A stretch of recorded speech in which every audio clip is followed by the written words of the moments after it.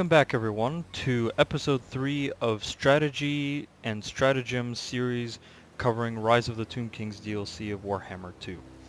Last episode we discussed our plan of action on how to get the victory conditions for High Queen Khalida and the High Court of Libras, and we have decided that the main course of action is to work on conquering the Copper Desert, which will be phase 1, and then generally moving towards the southern tip of Lustria, towards the Citadel of Dusk, where we'll first find the 7th Book of Nagash to give us our increased research rate and increased Canopic Jar generation. We left off the episode where we recruited the remaining units for this first turn for High Queen Khalida, and in terms of construction, we've decided that we're going to save our money for the time being to work towards the quicksand swamps if possible to get our skeleton horsemen as quickly as possible. So without further ado, let us move to turn 2. Finally some action. We commence the conquest of the Copper Desert.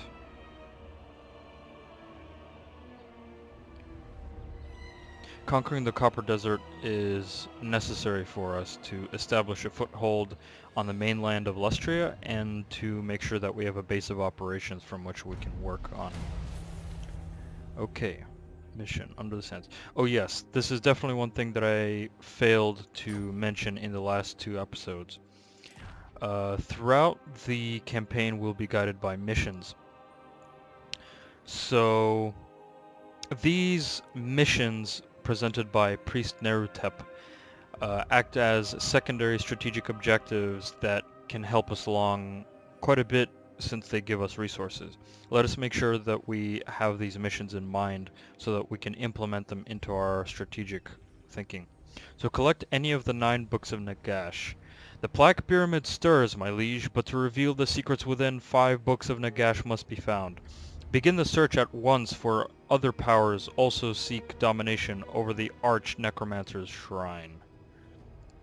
3,000 gold and 25 canopic jars. Well, that will inevitably happen once we reach the Citadel of Dusk. So this mission we do not have to think of too much. Welcome to the jungle. Capture and occupy a settlement belonging to the following faction, Sentinels of Zedi. My queen, the lizardmen resent your presence. It is time for them to learn that serpents and reptiles are not the same. Strike at these foes.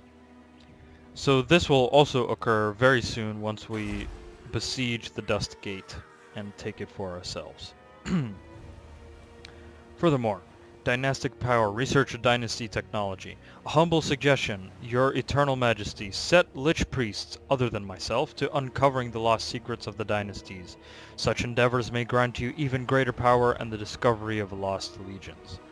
This is what we are also inherently doing, something that we've set out to do in episode 2, where we decided to work on the wisdom of the second dynasty and further going into the quickening or the bone edifice to improve our cavalry and archer units. Finally, the last mission that we have is construct a building that permits recruitment of more units. There are many legions, warriors and servants still under the sands, ready and will to serve. That was probably ready and willing to serve. We must find them. Okay, so this mission asks us to construct a recruitment building. However, I'm going to hold off on this mission until we can construct the quicksand swamps to get our cavalry. I'm not exactly pursuing the Hekara warriors off the bat. I would like the cavalry first before any more infantry. However, if we build the crypt barracks, it will increase our skeleton archer capacity. That might be something worth to think about. Let us consolidate our resources by conquering the Copper Desert, then we'll think about construction of military infrastructure. But for the time being, we must recruit as the garrison of the Dust Gate includes Saurus warriors and skink cohorts, and our skeleton forces will not hold up very well against such a beatdown. So we'll do 2 skeleton spearmen and a skeleton warrior. I'm thinking 2 more turns worth of recruitment and then pressing on towards the Dust Gate, and then we can continue recruitment from the Dust Gate once we've conquered it. I'm probably not going to fight the battle at the Dust Gate. It'll be rather easy, shall we say. Okay, onwards to turn 3. The plan is being executed, but first we must prepare.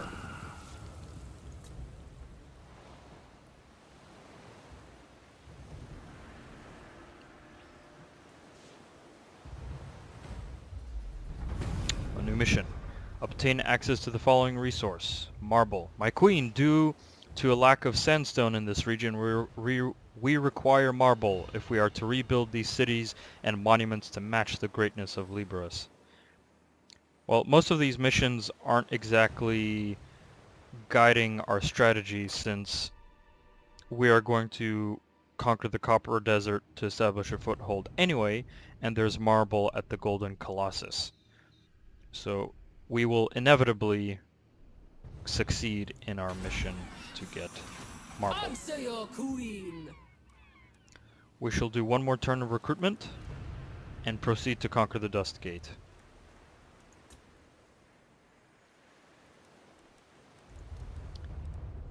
Let's see, we'll do 2 more spearmen, 1 skeleton warrior. Skeleton warriors will be our flankers, and the spearmen shall be the main line due to their higher melee defense. We proceed to turn 4. Teclis going over to conquer the Golden Ziggurat, also owned by the Sentinels of Zeti. It's very good that I think this leader's name, the Slan Mage Priest, is Bokui up here, defending the main settlement of the Sentinels of Zeti. Teclis is distracting the Lizardmen as we fight in the south in the Copper Desert. Alright, let us proceed and execute the first conquest of the series. Strike like the asp. Kill all. I don't think this is worth fighting. We will simply auto-resolve The this. snake's hunger. Find Very me good. vampires. And since we are aiming for an aggressive playstyle, sacking, first of all, the amount of plunder we get isn't all that great, and the replenishment from the sacking isn't all that great either, so we'll move to occupy and gain some Canopic jars. Gleaming Pennant, +4 leadership. Doesn't really add much, unfortunately, because the undead do not suffer standard leadership penalties. They don't run, they just crumble. Okay. New mission assigned by Priest Nerotep. Asaf's territory. Maintain control of 1 province or provinces, either by direct ownership or through vassals and military allies. The serpent strikes, but this nest remains full of predators, my queen. This territory will need clearing of reptiles before you can focus on your true agenda. Priest Nerotep, you are exactly right. You are in line with my strategic considerations. Because the next conquest is the Golden Colossus, which holds marble. And will also complete the Copper Desert. Excellent. We have access to the Dust Gate, and we can construct a building. Let us see, what is the building browser here? Bone Shaper, Open Graves, Obelisk, Mortuary House, Charnel Plaza. So, since we need to improve the Forgotten Isles and the main settlement or province buildings, so the Mastaba and the Crypt, I think for the time being we will construct a mortuary house to increase growth and casualty replenishment rate, since we are currently fighting in the Copper Desert, and we will be taking losses. So this will be our first construction for the moment, the mortuary house. The goddess wills it. And for recruitment, we shall recruit 2 skeleton warriors and a skeleton spearman. Also, Khalida has leveled up, and we shall choose Root Marcher for that extra movement speed and strategic aggression. Good.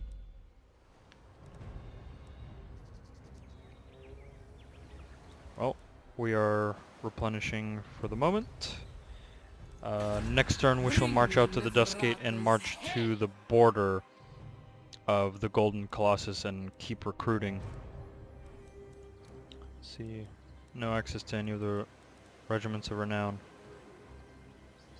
Requires the Lord rank. Okay, good. No more constructions for now.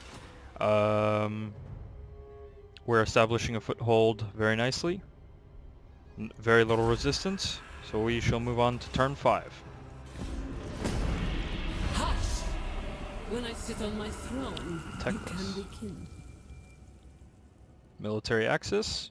Since we want a better relations with the elves, because for us a northern threat would only take attention away from our push towards the southern tip of Lustria, so I shall agree.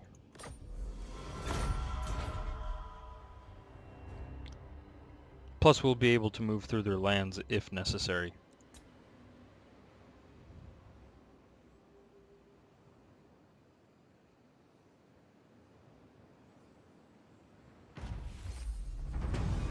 Highborn of Khemri, public order +2. Khemri's noble class still possess much of their former presence and power, even after death. That is true. I suppose the arrogance of the Tomb Other Kings and asp. allows them extra public order, don't you think? High Queen Khalida. Alright. So we shall march out, we shall sally forth from the Dust Gate and march about halfway so that we may entomb in sand. Entomb in sand is a stance basically that allows... It's basically an encampment form of stance, so that we may still recruit units, but it will require 50% of our movement.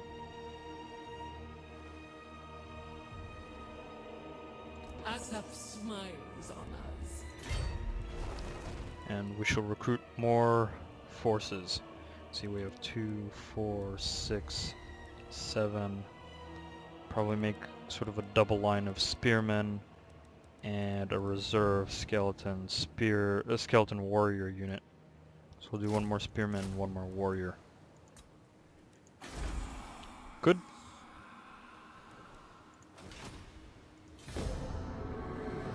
Next target is the Golden Colossus. Teclis is working on consolidating the Turtle Isles. Teclis and Khalida are basically proceeding in very similar, since they start off on islands. Ah! An event. A choice of servants. A Tomb Prince, Necrotect, and Lich Priest enter your throne room and offer themselves in your service. Call upon the Tomb Prince. The Tomb Prince is the Tomb King's main melee hero, and one of the special abilities of the Tomb Prince is that it has the ability Guardian, which adds a physical resistance to the main lord if the Tomb Prince and the lord are close by.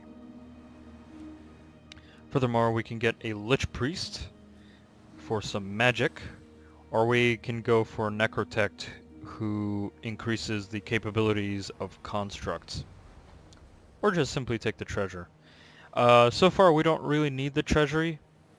Obviously for the Tomb King's money is hard to come by to some extent, but we're not that desperate to get 3,500 gold. So I'm thinking to increase our aggression or our aggressive stance. I think the Tomb Prince is the most viable here, because then the Tomb Prince and Khalida then form basically the main spearhead of our army, and they deal the most damage and take the most damage without perishing. So we shall go for the Tomb Prince to increase our combat capabilities on the field. I keep my own counsel. Prince Sachom. Or Sachom? Probably Sachom. Prince Nerotep. Open the burial chambers. Ensure that one of the following buildings have been constructed. A mausoleum.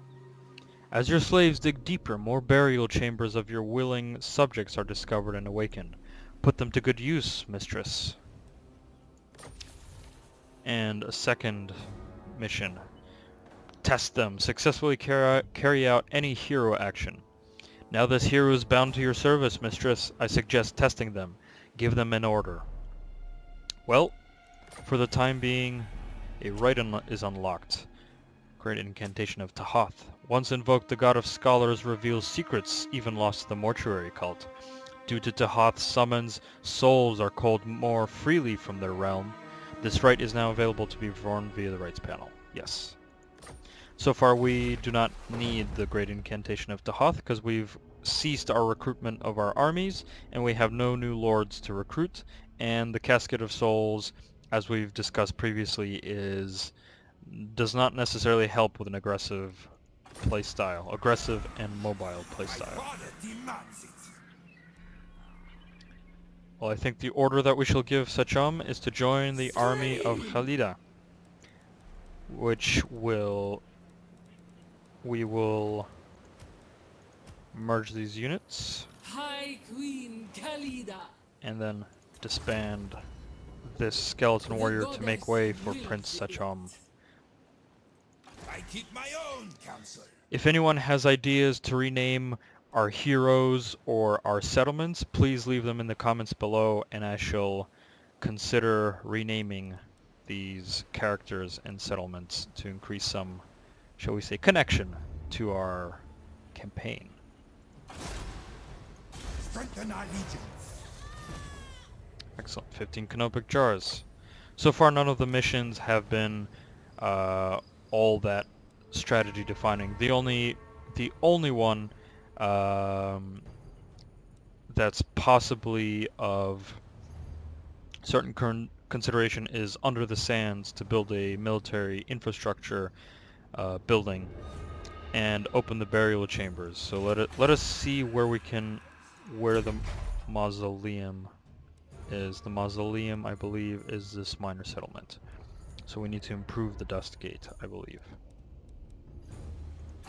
How much does this cost? 1,600. How much is it to get to Geheb? This right cannot be. We need the Nehekaran Citadel building. Citadel.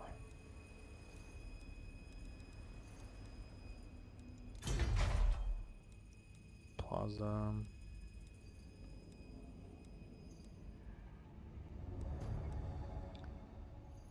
Right. Bone Shaper, Brassworks, Graves.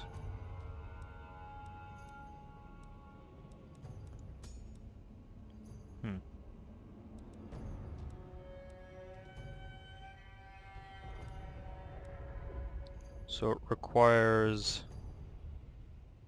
this building here, the Nehekaran Citadel. The Tomb King's citadels dominate the landscape of the desert, fixed and imposing amongst the even shifting sands. Increases leadership,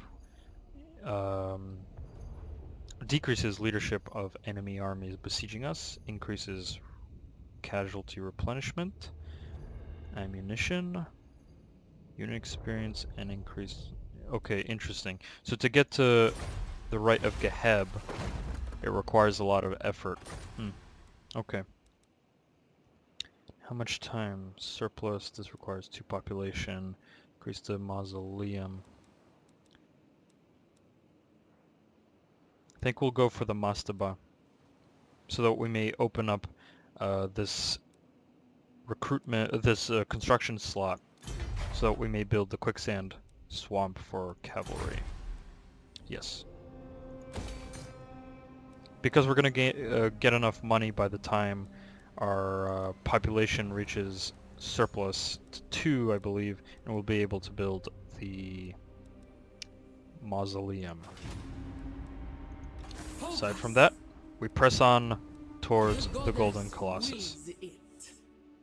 Actually, we'll maintain entombed in sand stands so that our forces completely replenish, and then we may press forward towards the Golden Colossus. Move to turn 7. So far there hasn't been any major reconsiderations that we need to do for our strategy. We're still working on phase 1, which is expanding into the Copper Desert and establishing a foothold in Lustria.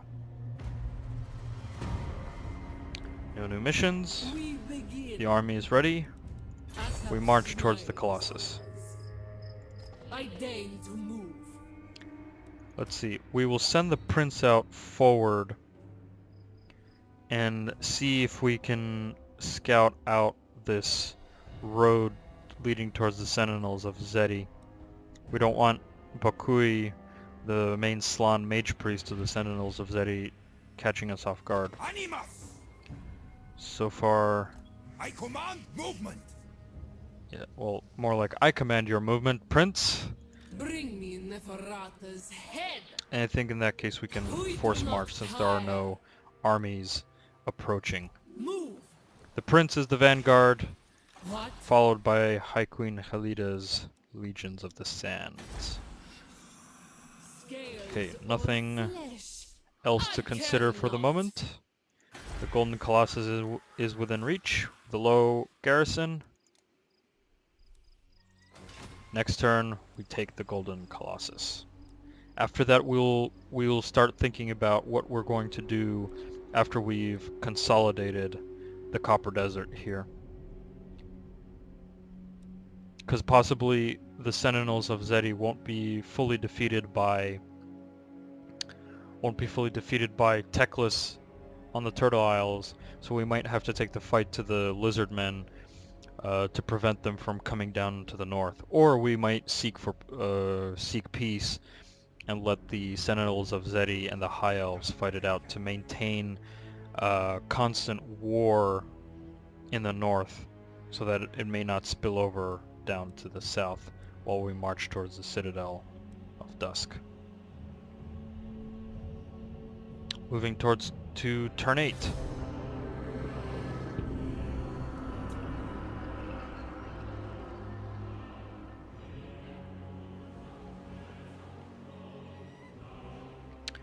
Interesting.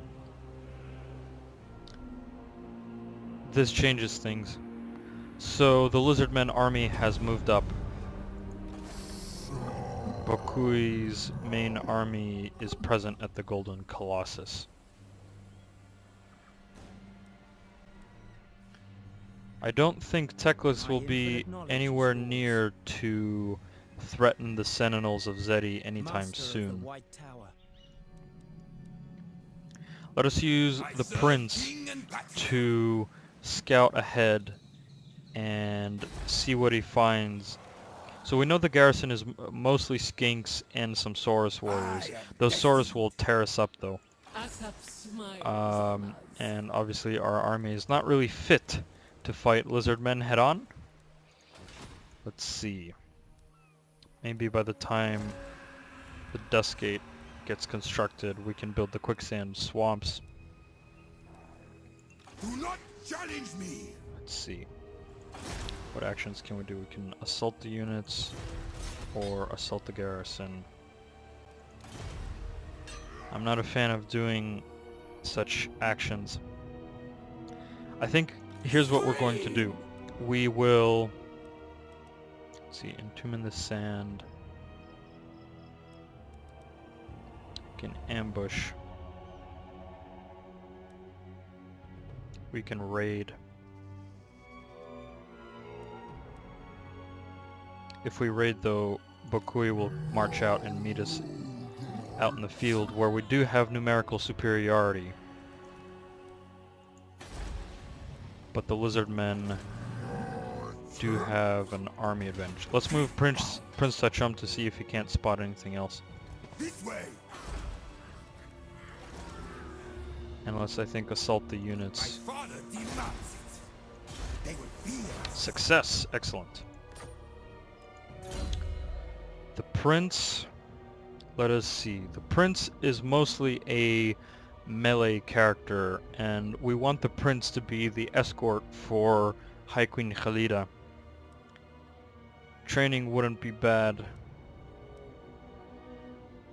Canopic Jar Hoarder, unnecessary. Assault units, situational, specialist, and it always helps to have a high quality hero, excuse me.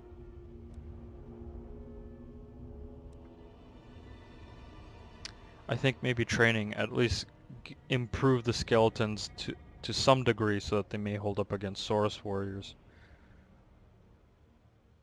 Yes, we'll do training.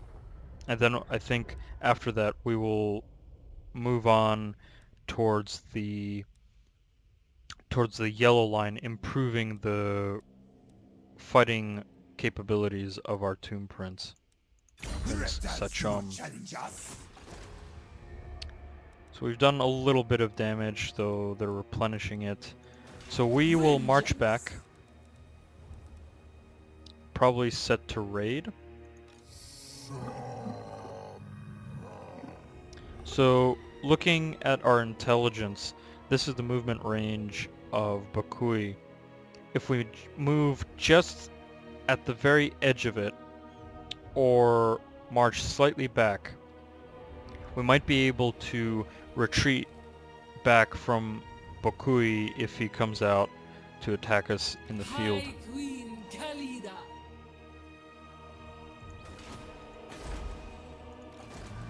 I think we'll do that. And how much? That way we'll get some income and force the Lizardmen out, pushing them further south and opening Teclis to attack the Sentinels of Zeti from the west. We have to be very careful here because we do not want to be too hasty in combat when we are not ready. As Sun Tzu said, you must know yourself and the enemy, and then you shall be victorious. Vengeance. Fully badass. Forward. We raid. Raid. I keep my own counsel. Indeed. No cold Okay, at this tense moment, I think we shall leave the episode there. Thank you for joining us for episode 3 of Strategy and Stratagems. Next episode, we will see the results of our raiding stance in the Golden Colossus. We'll see what Bakui ends up doing. Either we will fight in the field, retreat, or Bakui shall remain behind the gates of the Golden Colossus. In episode 4, we shall see what happens as we continue on phase 1 of the conquest of the Copper Desert and consolidating our position for our next move. I hope everyone has enjoyed the series so far. Please stay tuned for new episodes coming very soon, and I hope everyone has a great day. Thank you.